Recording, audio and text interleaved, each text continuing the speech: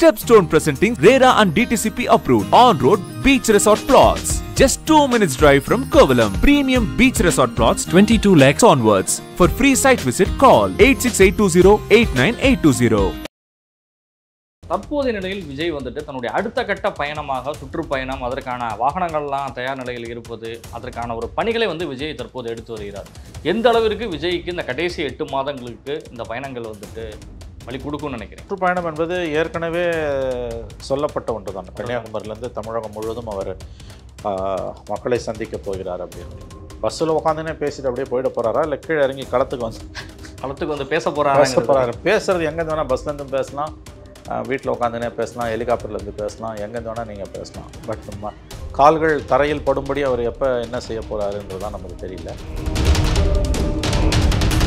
விஜய் இடத்துல கொள்கையே கிடையாது, என்ன அடுத்த கட்டத்துக்கு விஜய் எடுத்துகிட்டு போய் போகிறாங்கன்னு சொல்லி திமுக ஒரு கடந்த கால விமர்சனங்களை தாண்டி விஜய் தற்போது விநாயகர் சதுர்த்திக்கு இது வரைக்கும் வாழ்த்து சொன்னதே கிடையாது. கடந்த ஆண்டு கட்சி ஆரம்பிச்சும்போது இந்த ஆண்டு விஜய் எல்லா மதமும் சார்ந்து தான் ஒரு பொதுவான தலைவர் அப்படிங்கிறத நிரூபிக்கணும் அப்படிங்கிறதுக்காக தான் அந்த வாழ்த்துலாம் சொல்கிறாங்க.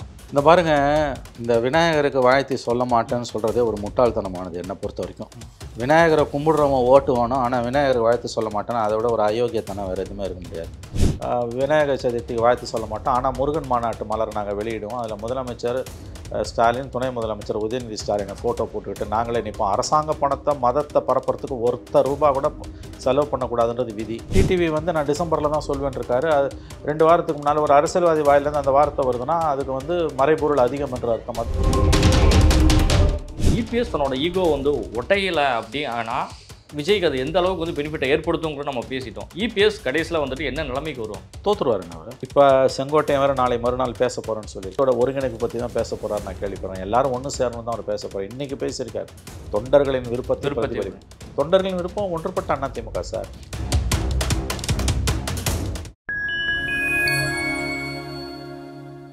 ஃபைன் டைம் மீடியாவோட ஒரு ஸ்பெஷல் இன்டர்வியூவில் ஒரு சிறப்பு அழைப்பாளராக தமிழகத்தினுடைய ஒரு மூத்த பத்திரிகையாளர் மணி சார் அவர்கள் இணைந்துள்ளார். கேட்பதற்கான கேள்விகள் நிறைய இருக்கின்றன. வாருங்கள் நிகழ்ச்சிகள் சொல்லலாம். வணக்கம் சார். சார் வணக்கம். விஜய் பற்றி தொடர்ந்து அந்த மாநாட்டை தொடர்ந்து பல்வேறு விஷயங்களை நம்ம ஒவ்வொரு நேர்காணல் போலும் நம்ம பேசி வரோம் சார். தற்போதைய நிலையில் விஜய் தன்னுடைய அடுத்த கட்ட பயணமாக சுற்றுப்பயணம், அதற்கான வாகனங்கள்லாம் தயார் நிலையில் இருப்பது, அதற்கான ஒரு பணிகளை விஜய் தற்போது எடுத்து வருகிறார்.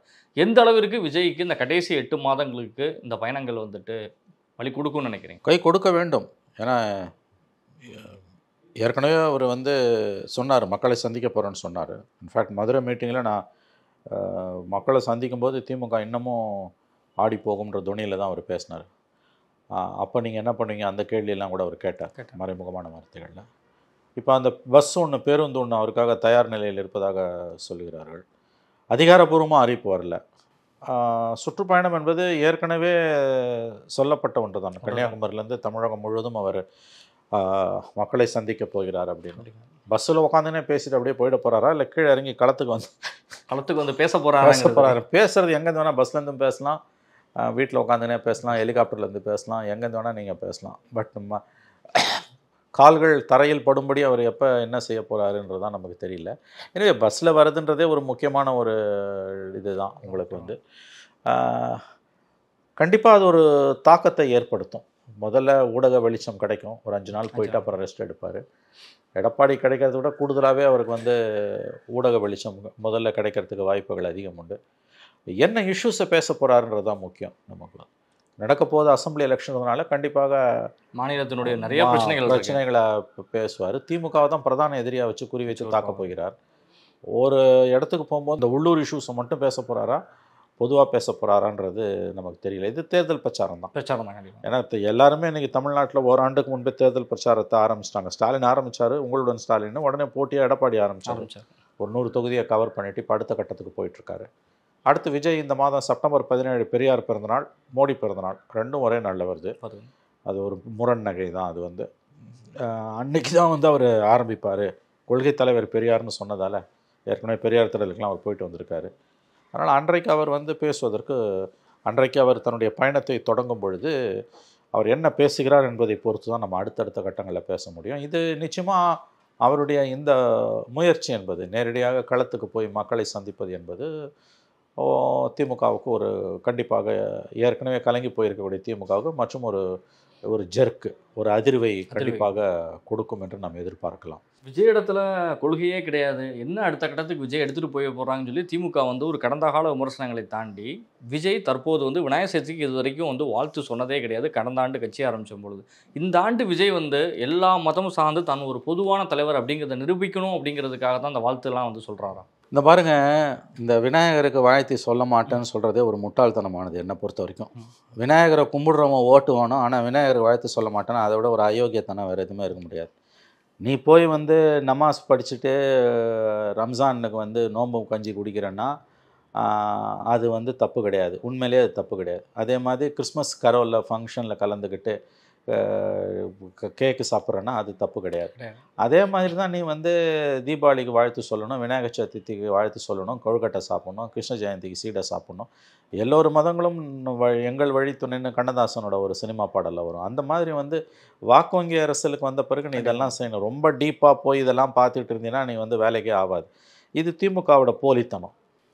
விநாயகர் சதுர்த்திக்கு வாழ்த்து சொல்ல மாட்டோம், ஆனால் முருகன் மாநாட்டு மலர் நாங்கள் வெளியிடுவோம். அதில் முதலமைச்சர் ஸ்டாலின், துணை முதலமைச்சர் உதயநிதி ஸ்டாலினை ஃபோட்டோ போட்டுக்கிட்டு நாங்களே நிற்போம். அரசாங்க பணத்தை மதத்தை பரப்புறதுக்கு ₹1 கூட செலவு பண்ணக்கூடாதுன்றது விதி. ஆனால் அதை தாண்டி இன்றைக்கி போய் வந்து நீங்கள் வெளிப்படையாக அரசாங்கமே ஜெயலலிதா கூட செய்யாத காரியத்தை, எடப்பாடி செய்யாத காரியத்தை ஸ்டாலின் கவர்மெண்ட் பண்ணிச்சு.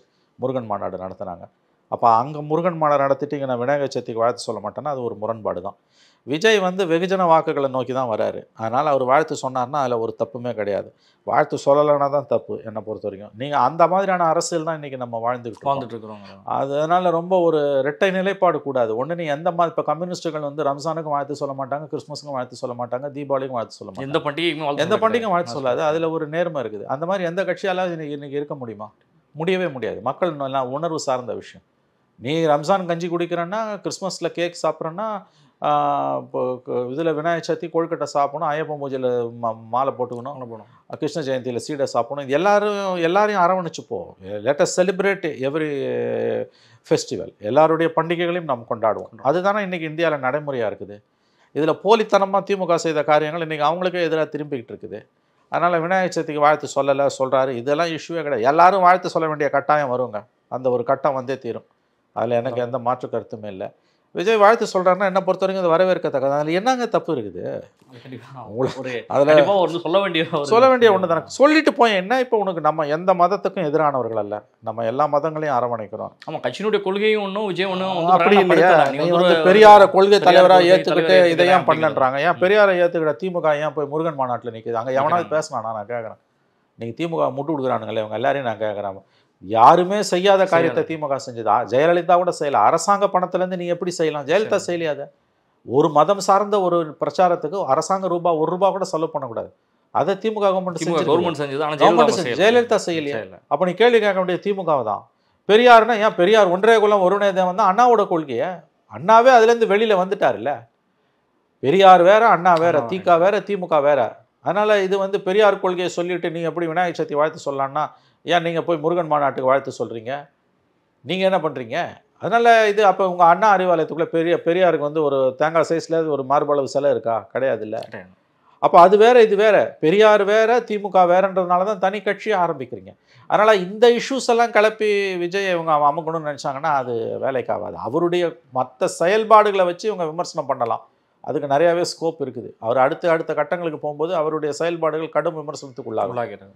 இந்த மாதிரியான விஷயங்களில் மக்கள் உணர்வு சார்ந்த விஷயங்களில் கேள்வி கேட்பது இது எதிர்மறையாக தான் போய் முடியும் நான் நினைக்கிறேன். உங்களுடைய ஒரு கருத்தை வந்து டிகேஎஸ் இளங்கோவன் வந்துட்டு பதில் சொல்லியிருக்காரு சார். உங்களுடைய ஒரு நேர்காணலில் வந்து நீங்கள் பேசினதை பார்த்துட்டு வந்து விஜய் விஎஸ் ஸ்டாலின் அப்படிங்கிறது தான் இன்றைக்கி தமிழ்நாட்டோட அரசியல். உதயநிதியை வந்து அவங்க பின்னாடி வச்சு தான் அந்த அரசியலை வந்து பண்ணிகிட்ருக்காங்க அப்படிங்கிறதுக்கு டிகேஎஸ் வந்து ஒரு இடம் கொடுத்துருக்காரு.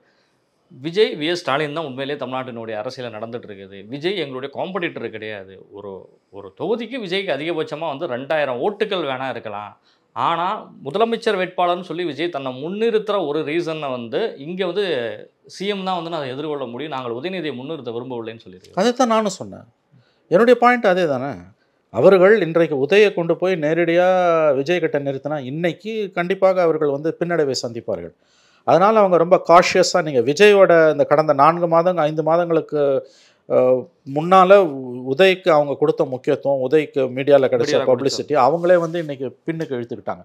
முன்னால் ஸ்டாலினை தான் கொண்டு வந்து நிறுத்துறாங்க. விஜயோட பாப்புலாரிட்டி அதிகரிக்கும் பொழுது களம் வந்து விஜய் என்ற ஸ்டாலின், விஜய் வர்சஸ் ஸ்டாலின், விஜய்க்கும் ஸ்டாலினுக்கும் என்று மாறுவதை திமுக விரும்புது. அந்த பாயிண்ட் தான் நான் சொன்னேன். அவரோட பாயிண்ட் தான் என்னோட பாயிண்ட். அவங்க டாக்டிக்கலாக அதை வந்து இன்னைக்கு உதய பின்னால் இழுத்துக்கிட்டு வித்ரா பண்ணிட்டு புல் அவுட் பண்ணிட்டு ஸ்டாலினை கொண்டு போய் நிறுத்துறாங்க.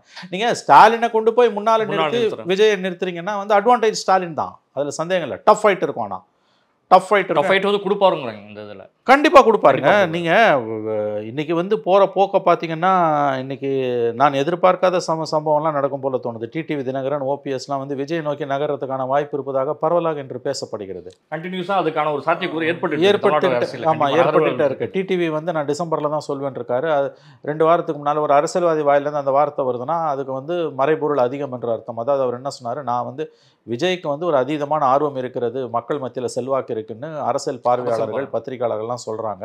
விஜயகாந்த் 2006 ஏற்படுத்தின தாக்கத்தை 26 விஜய் ஏற்படுத்துவார்.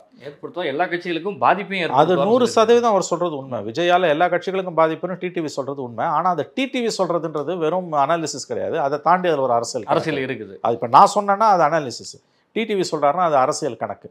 அவர் வந்து கண்டிப்பாக ஒரு அலைன்ஸ் சாத்தியக்கூறிய மனசில் வச்சு தான் வெளிப்படையாக சொல்கிறதுனா அவர் பேசுகிறாருன்னு நான் நம்புகிறேன். அவருக்கு ஏன்னா என்டிஏக்குள்ளே அவருக்கு நாளுக்கு நாள் ஓரம் கட்டப்படுகிறார். சமீபத்தில் மூப்பனார் நினைவு நாளுக்கு அவர் அழைக்கப்படவில்லை. அப்புறம் அதற்கு பிறகு வந்து இன்னொரு நிகழ்விலையும் வந்து அவர் ஓரம் கட்டப்பட்டிருக்கிறார். இப்போ இந்த மாதிரியான சம்பவங்கள் வந்து அவரை வந்து காயப்படுத்தி கொண்டிருக்கிறது. அவர் என்டிஏல தான் இருக்காருன்னு இவங்க சொல்கிறாங்க. ஆனால் அவருக்கு தொடர்ந்து இழைக்கப்படக்கூடிய அநீதிகள் வந்து அவரை வேறு பக்கம் திருப்ப வைக்குது. அப்போ விஜய் பக்கம் வந்து இந்த மாதிரியான நபர்கள் நகர்றாங்கன்னா அது இன்னமும் கூடுதலான சலசலப்பை ஏற்படுத்தும். விஜயை கொண்டு வந்து களத்தில் நிறுத்தும் போது இழக்கிறதுக்கு விஜய் கட்சிக்கு ஒன்றுமே கிடையாது. ஆனால் திமுக தான் இழக்கிறதுக்கு எல்லாமே இருக்குது. சேலை முள்ளு மேலே பட்டுனா சேதாரம் இல்லாமல் எடுக்கணும். ஏன்னா முள்ளுக்கு ஒன்றும் நஷ்டம் இல்லை, சேலைக்கு தான் நஷ்டம். திமுக கதை அதுதான். விஜய்க்கு இழக்கிறதுக்கு ஒன்றும் கிடையாது, திமுக இழக்கிறதுக்கு எல்லாம் இருக்குது. வர்றது எல்லாமே விஜய்க்கு வந்து பெனிஃபிட்டாக தான் மாறும். அவர் ஒரு ஓட்டும் பெனிஃபிட் தான் இருக்குது. ஸோ அவர் எல்லார் ஓட்டையும் உடைக்கிறாருங்க. அவர் வந்து ஏதோ திமுக எதிர் ஓட்டை தான் உடைக்கிறார் என்பது தவறு. என்னை பொறுத்த வரைக்கும் அவர் எல்லார் ஓட்டையும் அவர் உடைக்கிறாரு.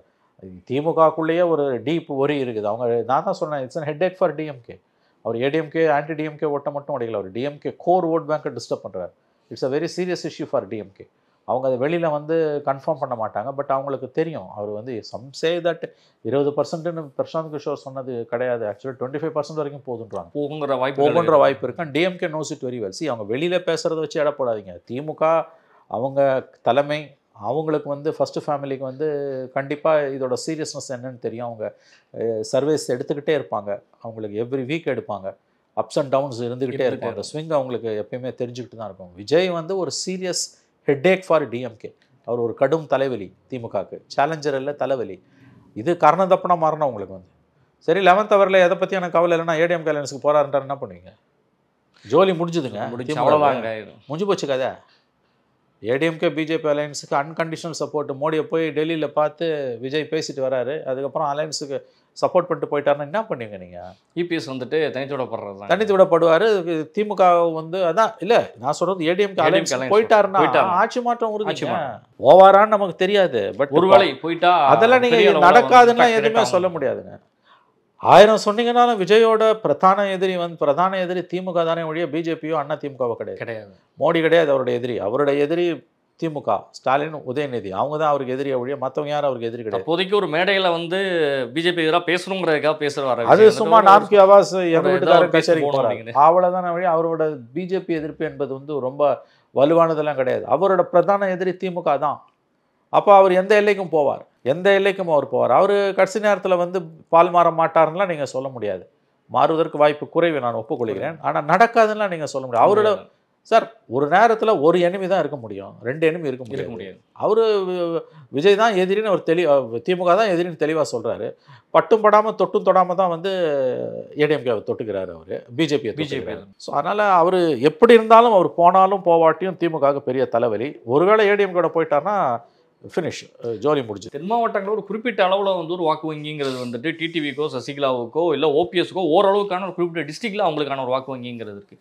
இபிஎஸ் தன்னோட ஈகோ வந்து ஒட்டையில் அப்படி. ஆனால் விஜய்க்கு அது எந்த அளவுக்கு வந்து பெனிஃபிட்டை ஏற்படுத்துங்கிறத நம்ம பேசிட்டோம். இபிஎஸ் கடைசியில் வந்துட்டு என்ன நிலைமைக்கு வருவாங்க? தோற்றுருவாருங்க அவர் வந்து. சார் ரொம்ப சிம்பிள் சார், நம்ம ரொம்ப பெரிய கண்டினியூஸா அந்த ஈகோ இருந்துட்டு இருக்கு அவர்கிட்ட. இருக்குது சார். ஆமாம், பெரிய அளவில் நீங்கள் ஒன்றும் பெருசாலாம் கூட விவாதிக்க வேண்டியதில்லை சார். ஒன்றுபட்ட அதிமுக வரவில்லை என்றால் அதிமுகவின் தோல்வி கிட்டத்தட்ட உறுதின்னு தான் நான் நம்புகிறேன். United ADMK with 2 leave symbol வெற்றி பெற வாய்ப்புகள் அதிகம், கூட்டணியில் யார் இருந்தாலும் இல்லாட்டியும். ஆனால் கூட்டணி இப்போ இருக்க கண்டிஷனில் உடஞ்சி கிடந்ததுன்னா நிச்சயமாக வந்து இந்த அலையன்ஸ் இன்னும் டேக் ஆஃபே ஆகலை. இந்த 11ஆம் தேதி வந்துன்னா 5 மாதம் முடிய போகுது அலையன்ஸ். 5 மாதத்தில் இந்த அலையன்ஸ் டேக் ஆஃபே ஆகலை. இது வரைக்கும் இட்ஸ் அ நான் ஸ்டார்டர். மக்கள் மத்தியில் இந்த அலையன்ஸ்க்கு பெரிய வரவேற்பு இல்லை. ஏடிஎம்கே பிஜேபி அலையன்ஸ்க்கு யார் கிளியர் அட்வான்டேஜ் ஃபார் டிஎம்கே. இப்போ செங்கோட்டையன் வேறு நாளை மறுநாள் பேச போகிறேன்னு சொல்லியிருக்காரு. 5ஆம் தேதி வந்துட்டு அது மோஸ்ட்லி வந்து ஒரு கட்சியோட ஒருங்கிணைப்பு பற்றி தான் பேச போகிறாரு நான் கேள்விப்படுறேன். எல்லாரும் ஒன்று சேரணும் தான் அவர் பேச போகிறார். இன்றைக்கி பேசியிருக்கார் தொண்டர்களின் விருப்பத்தை. தொண்டர்களின் விருப்பம் ஒன்றுபட்ட அதிமுக சார். ஏன்னா சசிகலாவோடையும் அவர் போய் சந்தித்து பேசியிருக்காரு. 2-3 தினங்களுக்கு முன்னாடி பேச்சுவார்த்தையும் நடைபெற்றிருக்கு. 2-3 நாளைக்கு முன்னாடி சசிகலாவை சந்தித்து பேசியிருக்காரு செங்கோட்டையன். அதுக்கப்புறம் தான் அவரோட ஆக்ஷன் ஃபுல்லாமே டோட்டலாகவே வந்துட்டு சேஞ்ச் ஆகிருக்குது. அதாங்க ரொம்ப நாளாகவே வந்துட்டு இருந்திருக்கக்கூடிய ஒரு பிரச்சனை தான். எல்லாரும் ஒன்று சேரணும்னு விரும்புறது நியாயமான கோரிக்கை தானுங்க. நீங்கள் அதை செய்யாமல் நீங்கள் நான் தான் எல்லாம் அப்படின்னு சொன்னால் எப்படி? அது கட்சி வந்து இன்றைக்கி தொடர்ந்து 3 தோல்வியை சந்திச்சிருக்குது. பிஜேபி உள்ளேருந்தே உங்களை அழிக்க பார்க்குது. ஏடிஎம்கேவை திமுக கிட்ட அதிகாரம் இருக்குது, பணம் இருக்குது, மீடியா இருக்குது, கொஞ்சம் புத்தியும் இருக்குது. இதில் எதுவுமே கிட்டத்தட்ட உங்ககிட்ட இல்லை இப்போதைக்கு இல்லையா? புத்தியாவது இருக்கணும், அதுவும் இல்லை. உங்களை ஆதரித்து பேசுகிறவங்களோட ஆடியோ வீடியோவை கூட உங்களால் யூஸ் பண்ணிக்க முடியல. அவங்க வந்து அவங்கள ஆதரித்து பேசுகிறவங்களோட ஷார்ட்ஸ் எவ்வளோ யூஸ் பண்ணி அவங்க வந்து மில்லியன்ஸில் வந்து போகிறாங்க, மக்கள் மனங்களை வந்து கவர்றாங்க. அந்த பப்ளிக் நெரேட்டிவை வந்து சோஷியல் மீடியாவுக்கு இன்றைக்கி ஒரு பெரிய ரோல் இருக்குது. அதை அவங்க அப்படியே தக்க வச்சுக்கிட்டே இருக்காங்க.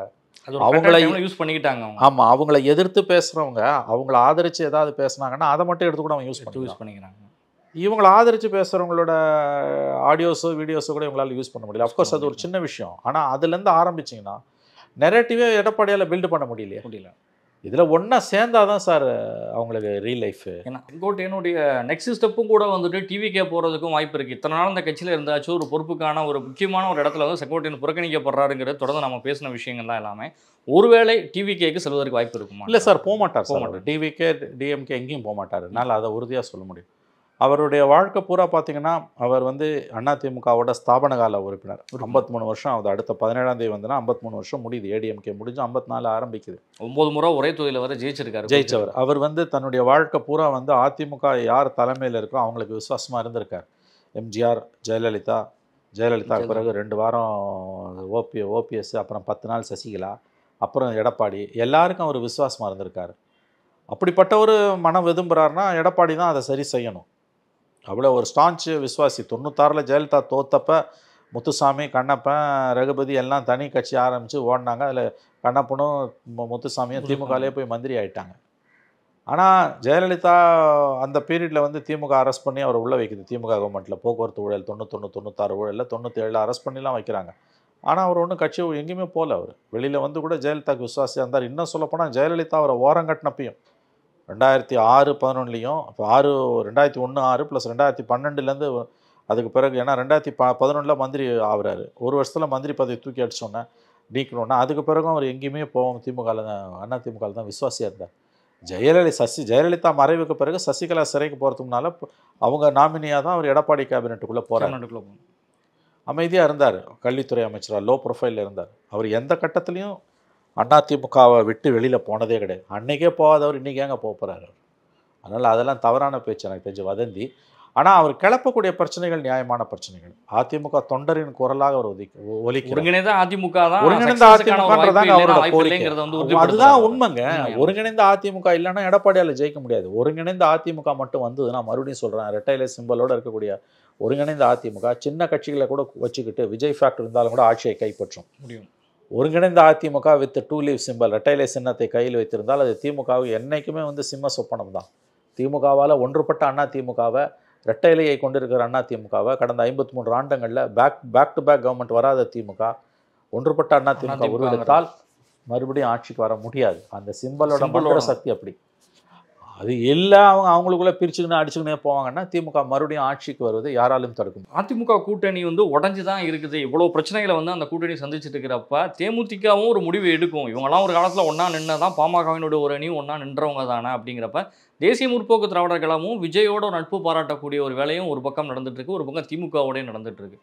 டிவிகவோடு தேமுதிகவும் போகிறதுக்கான வாய்ப்பு இருக்குது. வாய்ப்பு இல்லைங்க. எனக்கு தெரிஞ்சு இன்னொன்று என்னென்னா, பிஜேபி இந்த பக்கம் இது வரைக்கும் கவனம் செலுத்தாமல் இருக்கான். அவன் கவனம் பூரா இப்போ பீகார்லேயும் ட்ரம்ப் மற்ற ஸ்டேட்லேயும் பாலிசிஸ், ஆமாம் ட்ரம்ப்போட அந்த டேரிஃப்ஸ்லேயும் மோடி கவர்மெண்ட்டு பிஜேபியோட கவனம் பூரா அங்கே இருக்குது. மோடியோட கவனமும் அமித்ஷாவோட கவனமும் ஒன்று பீகார் எலெக்ஷன், இன்னொன்று டேரிஃப் ப்ராப்ளத்தால் நாடு பூரா ஏற்பட்டிருக்கக்கூடிய தேக்க நிலை, அபாயகரமான நிலை. அதனால் அவங்க பக்கம் இது அவங்க கவனம் எப்போ திரும்புனா நவம்பரில் பீகார் எலெக்ஷன், இன்னும் கரெக்டாக 2 மாதம் இருக்குது. அந்த எலெக்ஷன் ரிசல்ட்டுக்கு பிறகு பை டிசம்பர் தான் பிஜேபியோட கவனம் தமிழ்நாட்டின் பக்கம் திரும்பும்.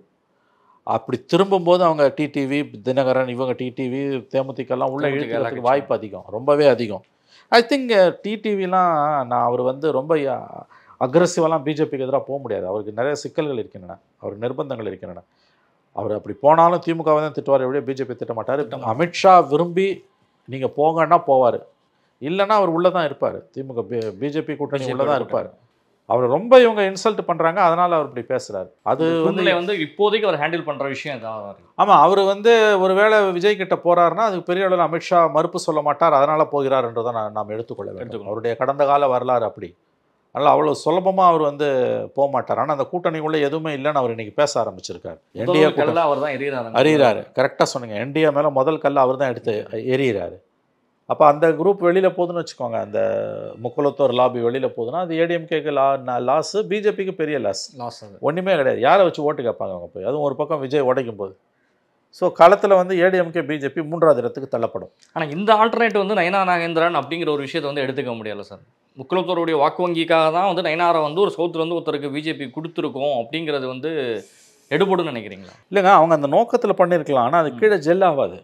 கீழே மக்கள் வந்து அந்த சமூகத்து மக்களே நயனாருக்கு ஓட்டு போட மாட்டாங்க. ப்ளஸ் பிஜேபி வந்து நாங்கள் தான் அவங்களுக்கு பிரதிநிதின்னு என்ன இவர் வாய் மூலமாக சொல்ல வைக்கிறாங்கன்னா அதுக்கு எந்த அர்த்தமும் இருக்காதுங்கிறது. அதனால் அது ஜஸ்ட் நெக்லிஜிபிள். அதை நம்ம ஒதுக்கிட்டு போகலாம். என்ன கேட்டிங்கன்னா அதில் ஒரு மேட்டரே கிடையாது. நிச்சயமாக சார், உங்களுடைய நேரங்களை ஒதுக்கி ஃபேண்டா மீடியாவுடைய செஷனில் பல்வேறு கேள்விகளுக்கு பதில் தந்தமைக்கு நன்றி சார். நன்றி.